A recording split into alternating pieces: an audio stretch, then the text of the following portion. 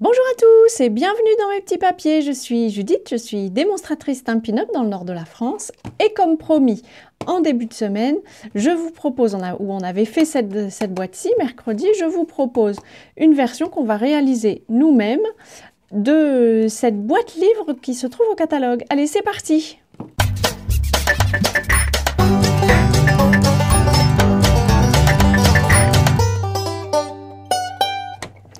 Pour notre version de cette boîte, il vous faudra un morceau de papier cartonné qui mesure 19 cm sur 17. Sur les 4 côtés de ce panneau, de ce papier cartonné, on va mesurer. Enfin, vous pouvez marquer des plis à 2 cm et demi et à 5. Là, par fainéantise, je vais tous les faire dans ce sens-ci. Donc, ça nous fait 2 cm et demi, 5, puis 12. Hop. Puis 14,5 et donc je le tourne d'un quart de tour et je fais la même chose, 2 cm et demi, 5, puis 14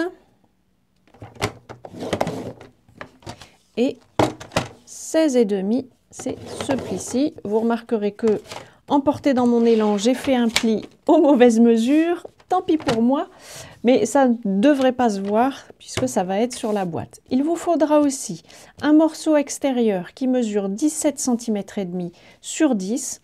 Et sur celui-ci, on va marquer un pli à 7 cm et demi puis à 10. Et il vous faudra aussi une petite bande qui mesure 2 cm et demi sur 10,5. Et sur celle-ci, on va faire un pli à 4 cm et ensuite à 6,5. Je vais faire très attention de marquer les bons plis. Alors, quand ça vous arrive comme ça de faire une mauvaise mesure, vous pouvez retourner votre papier. Avant surtout de le plier, vous retournez votre papier et vous le marquez à l'envers.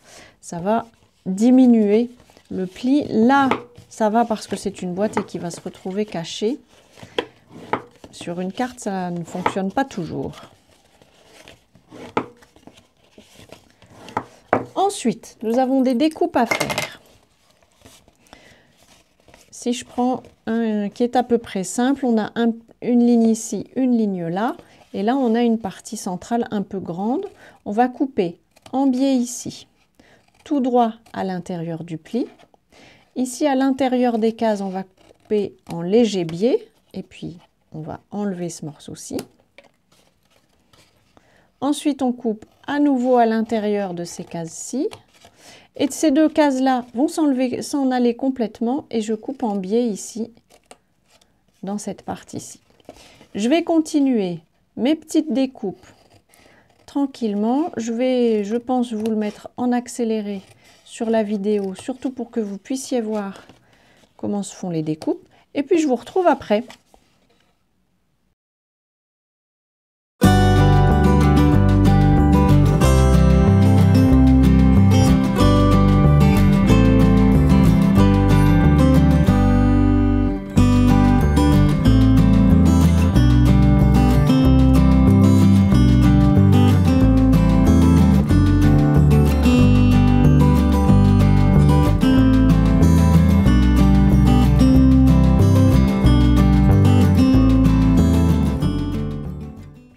Voilà, je vous retrouve après avoir fait toutes les découpes comme je vous les avais présentées. Et ces morceaux extérieurs, on n'en a pas besoin, donc on peut les enlever. Vous pouvez les laisser, ils ne sont vraiment pas indispensables. Je ne suis même pas sûre qu'ils ne se rejoignent pas au bout.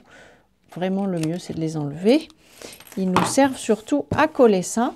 Pour la coller, je vais utiliser mon adhésif CCLé Plus pour les boîtes.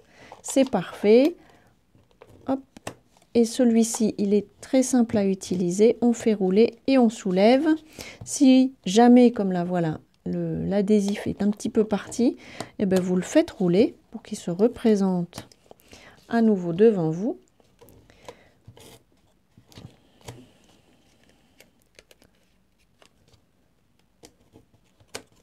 C'est un adhésif qui colle vraiment très fort. Et il faut avoir la main légère quand vous l'utilisez. Sinon, comme je viens de le faire là, il arrive qu'il déchire le papier. Alors, pas toujours de la même façon sur tous les papiers. Ils ne sont pas tous exactement constitués, j'imagine, de la même façon. En tout cas, ils ne se comportent pas tous de la même façon. Là, pour couper, je place le bord sur le bord. Pour l'instant, je ne fais que ce niveau-ci. Voilà. Et ensuite, on retourne ce morceau-ci. Alors ça fait des boîtes qui sont vraiment solides. J'aime bien ce système. Ça fait par contre beaucoup de papier. Et ce n'est pas toujours ce que j'ai tendance à faire. Je vais attraper ce que je m'étais prévu pour décorer. Est-ce que je vais mettre ce côté-ci ou l'autre côté est-il joli? Allez, j'essaye celui-ci, même si ça n'est pas naturellement une couleur que j'aurais cherchée. Je vérifie quand même que j'ai attrapé le bon morceau. Oui. Hop. Est-ce que j'ai les mesures à vous donner? Il mesure 6 cm et demi sur 8,5. Donc c'est l'intérieur de notre boîte. Ici on a l'extérieur. Tant que c'est pratique et que je peux l'aplatir, je vais y mettre mes morceaux de décoration que j'avais prévus comme ceci.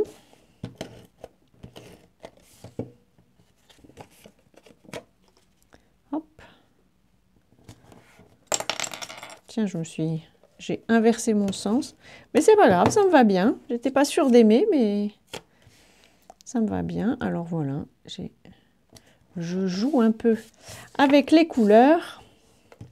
C'était ce côté-ci que j'avais prévu, mais finalement, celui-ci me va bien. C'est une couleur que j'utilise très peu, mais elle est aussi très, comme je disais en début de semaine, très classe.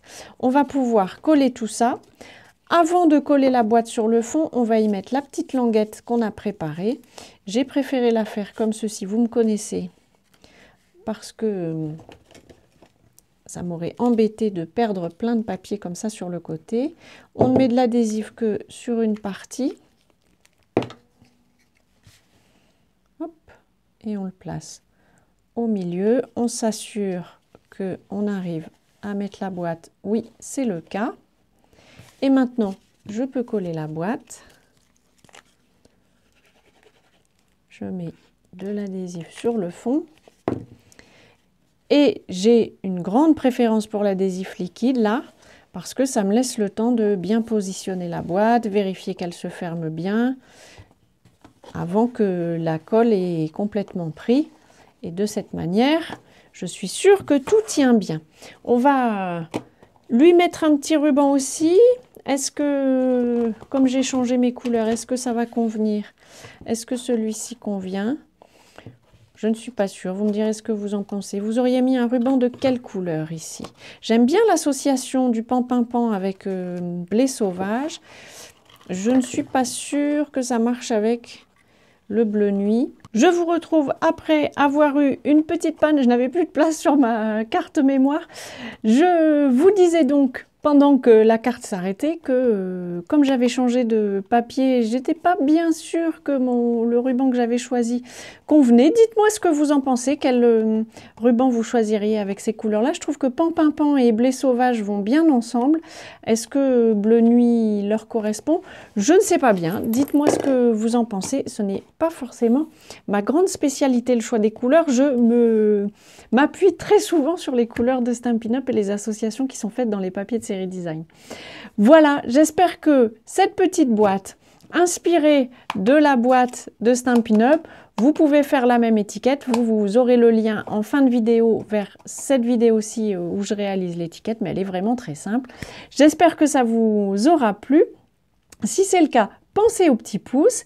Et puis, avant notre prochaine rencontre créative, je vous souhaite bien entendu de passer de belles journées. Et pour aujourd'hui, je vous embrasse!